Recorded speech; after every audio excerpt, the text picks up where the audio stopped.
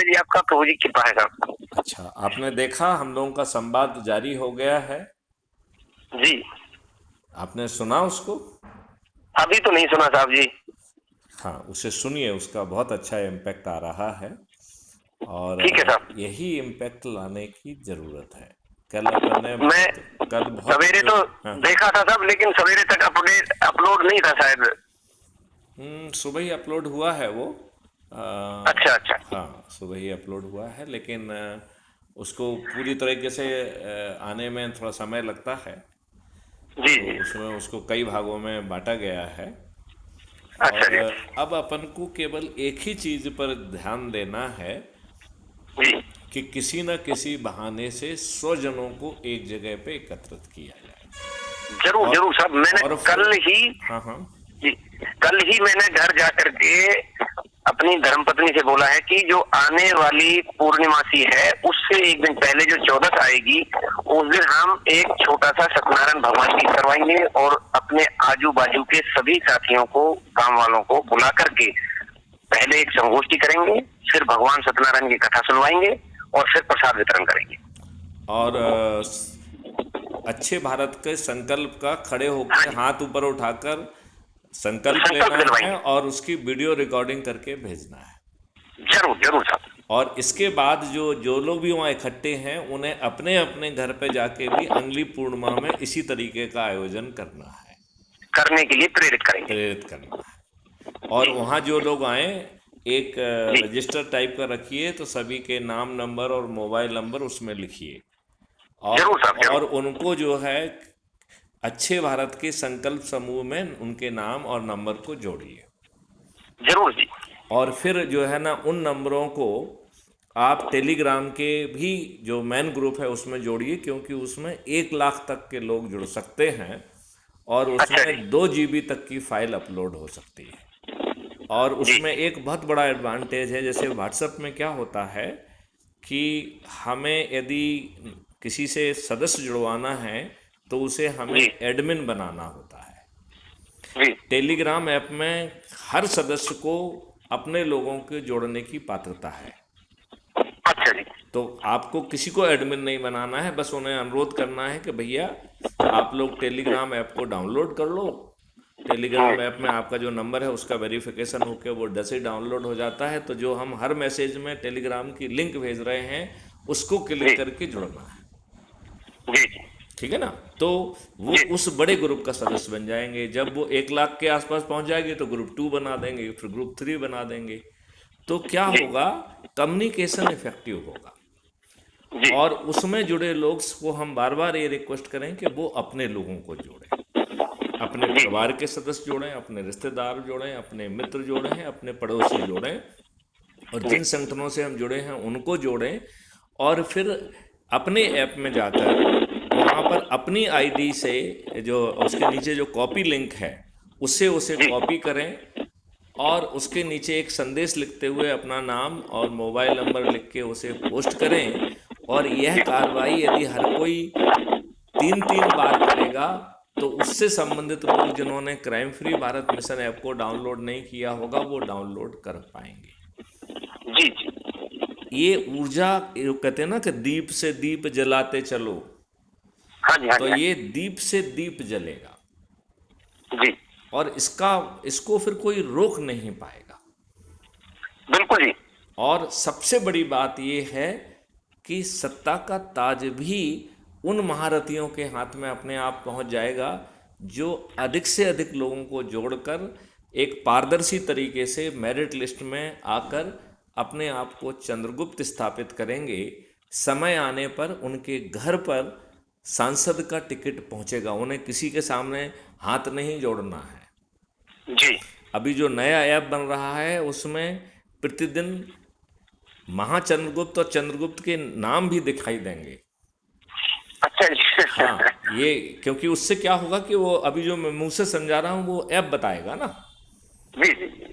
और उसमें जो है, आप जैसे ही राष्ट्रीय अधिकारी बन जाते हैं तो जी लोगों को सलाह दो कि वो अपने लिए पद मांगे।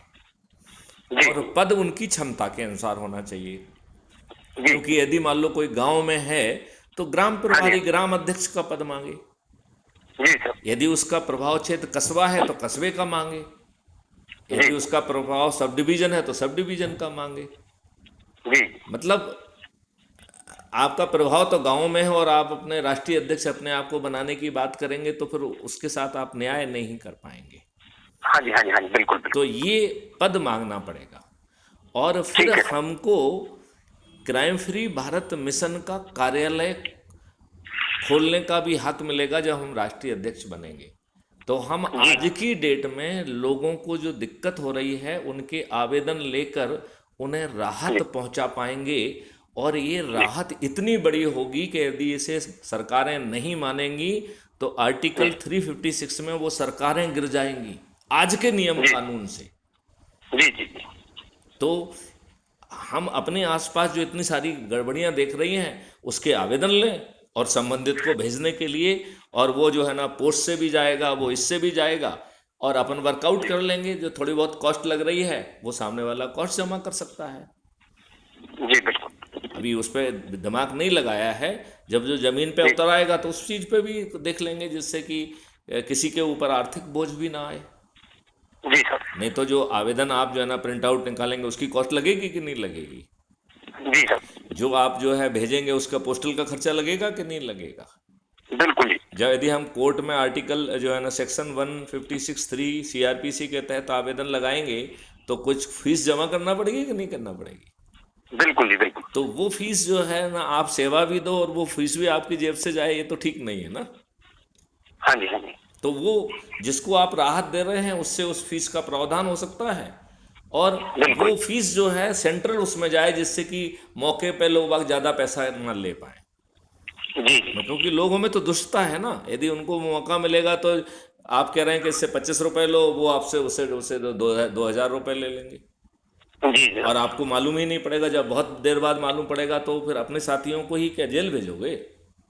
बिल्कुल बिल्कुल। तो ये चीज़ भी हमको देखना होगी। और जी सर। फिर जो है जब लगे कि काफ़ी लोग हो गए हैं तो जी राष्ट्रीय अधिकारी को वो भी हक है कि वो मैथिली शरण गुप्त को इनवाइट कर सकता है और मैथिली शरण गुप्त का कमिटमेंट है कि उन्हें आना ही होगा। जी सर। तो वो एक जो एक एनर्जी है कि सब लोग 100 लोग 1000 लोग साथ में खड़े होके जो है ना अच्छे भारत का संकल्प ले रहे हैं और जब उसका वीडियो जो है सभी चैनल पर रिलीज होगा तो वो देखने लायक सीन बनेगा। जी जी ये राजनेता हमारे चरणों में बैठने के लिए इनके अलावा कोई विकल्प नहीं होगा, अन्यथा इनकी पराजय तय है। जी और सामने वाले को अद्भुत भारत मिल रहा है, फिर से हमारी मिट्टी सौंधी होने वाली है। जी किसानों के घर खेत में हर चीज पहुंचेगी और उसे किसी भी चीज का भुगतान नहीं करना पड़ेगा और जी उसका खाद्यान्न उसके खेत से बाहर निकलेगा, उसके साथ ही उसके खाते में एक MSP मिल जाएगी बिना मंडी जाए जी और उस खाद्यान्न का मालिक किसान ही बना रहेगा। जी और एंड पर डिपेंडिंग अपॉन क्वालिटी 2 MSP से 3 MSP का पैसा लगेगा डिपेंडिंग अपॉन द क्वालिटी। तो जो जी कंज्यूमर को अभी 4, 5, 10 जो जितना लूट पा रहा है लूट रहा है, वो हाँ जी, हाँ लूटने की स्थिति भी नहीं बनेगी और जो बचा हुआ 1 या 2 MSP है वो किसान के ही कॉस्ट सेटलिंग अकाउंट में जाएगा। तो ये जी जो एग्री प्रोफेशनल्स हैं, जो आपका जैविक खाद या माइक्रो पहुंच रहे हैं, इन सब का भुगतान उस कॉस्ट सेटलिंग अकाउंट से होगा और यदि जी उसमें कुछ धन बच जाएगा तो वो धन ऑटोमेटिकली किसान के अर्निंग अकाउंट में पहुंच जाएगा। जी बहुत बढ़िया जी, बहुत बढ़िया साहब।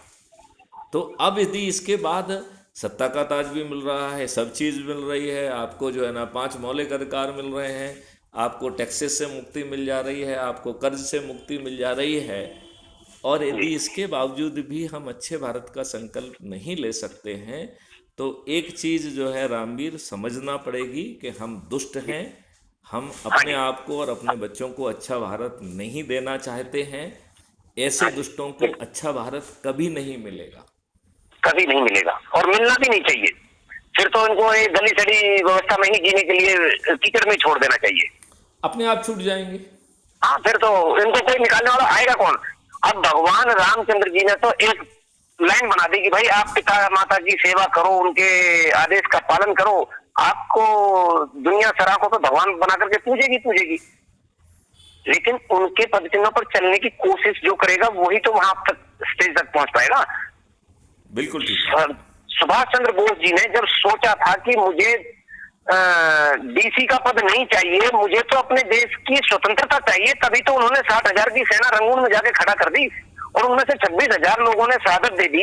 उनके भय से ही ये अंग्रेज देश छोड़ करके भागे थे। नहीं था जो इंडियन इंडिपेंडेंस एक्ट 1935 है, उसमें ये बिल्कुल स्पष्ट तौर पर लिखा हुआ है कि अंग्रेजों ने भारत छोड़ने का जो प्लान बनाया था 1950 में बनाया था कि जो उनको द्वितीय विश्व युद्ध में घाटा होना था उसको पूर्ति सिर्फ भारत से ही किया जा सकता था।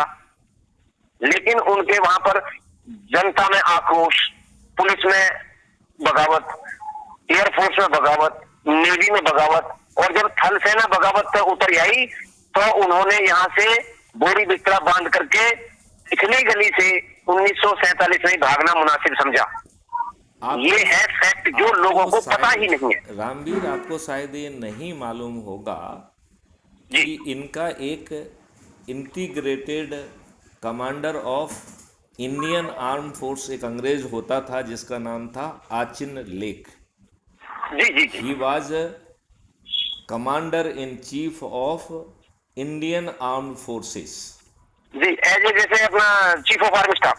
Chief of army staff supremo, correct. जी जी जी जी उसने एक एग्जिट प्लान बनाया था कि भारत मतलब में इतने भयावह बगावती तेवर हैं कि हमें किसी भी दिन इस देश को भाग छोड़कर भागना पड़े तो हम किस पिछली गली से भागेंगे।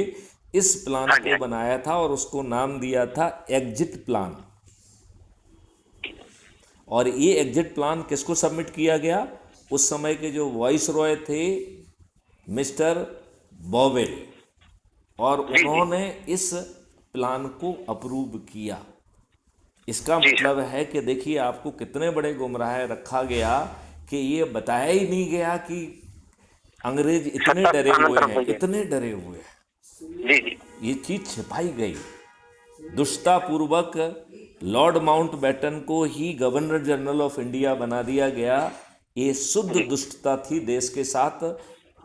एक देखा जाए तो बड़ा जो है एक षड्यंत्र था, और उसी षड्यंत्र के कि जो लेडी माउंटबेटन थी वो और हमारे जो चाचा नेहरू कहलाते हैं उनका कोई जब ये पढ़ते थे ना उस टाइम पर ही इनका कोई। आपको ये मालूम है कि lady Mountbatten really lady Mountbatten थी ही नहीं। नहीं नहीं नहीं, वो नहीं थी साहब। She was an agent. जी जी जी she was deputed here to play a role of lady Mountbatten। जी साहब। और उसे जो है जवाहरलाल नेहरू को फंसाकर अपने षड्यंत्र में अपने तरीके से सत्ता का हस्तांतरण कराने की जिम्मेवारी सौंपी गई थी। जी आप इस बात को समझ रहे हैं? मैंने तो 46 घंटे की भाई राजीव दीक्षित की जो ऑडियो थी उनको मैंने आज से 10 साल पहले सुना था जी। 10 साल पहले सुनने के बाद तो मैंने अपने जीवन में उनको धारण किया जब भाई राजीव दीक्षित जी ने बोला कि भाई मेरे आईआईटीएन होने के बाद भी जो मैंने ये संस्कृत का रहस्य, गूढ़ रहस्य और अवथा भंडार जो किया है अपने पास, इसको पढ़ने का मुझे तभी फायदा है मेरे रहने ना रहने के बाद भी मेरे को सुनने वाले व्यक्ति अपने जीवन में धारण करें और लोगों के बीच में उसका प्रचार प्रसार करें। साहब ईमानदारी से बता रहा हूँ, ऊपर भगवान है नीचे धरती माँ है, आपसे बात कर रहा हूँ। मैंने उसी दिन से अपने खेत में जहर डालना बंद कर दिया, रासायनिक उर्वरक डालना बंद कर दिया। ये पेस्टिसाइड हर्बिसाइड में खरीद के ही नहीं लाता तो मेरे खेत में दूसरा आदमी छिड़केगा नहीं। कम पैदावार से भी मैंने संतोष किया। लोगों को इस चीज के लिए उदाहरण भी दिया। मैं तो उल्टा कह रहा हूँ।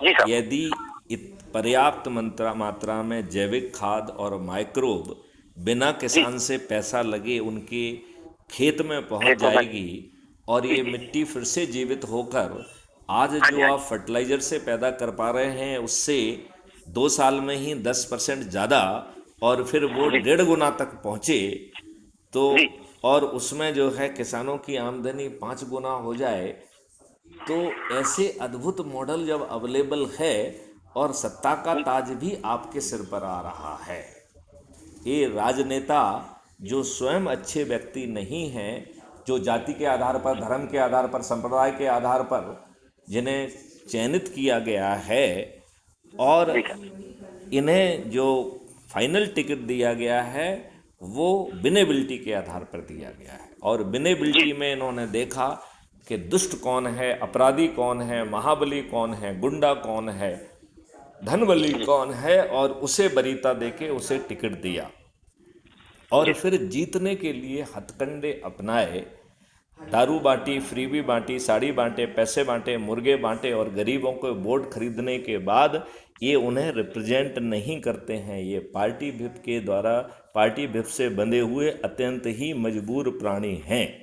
यहाँ जी जी विद्वान से विद्वान व्यक्ति का मुंह सिला हुआ है, वो विद्वान हाँ जी हाँ व्यक्ति भी हमारा भला करने की स्थिति में नहीं है। इन्होंने ऐसी घटिया व्यवस्था हमारे ऊपर थोप के रखी है। ये बात आपको समझ में आ रही है? Hello, hello. शायद हमारा संवाद डिस्कनेक्ट हो गया है, हम आगे बात बाद में करेंगे। जय हिंद, जय भारत, वंदे मातरम, जय गुरु।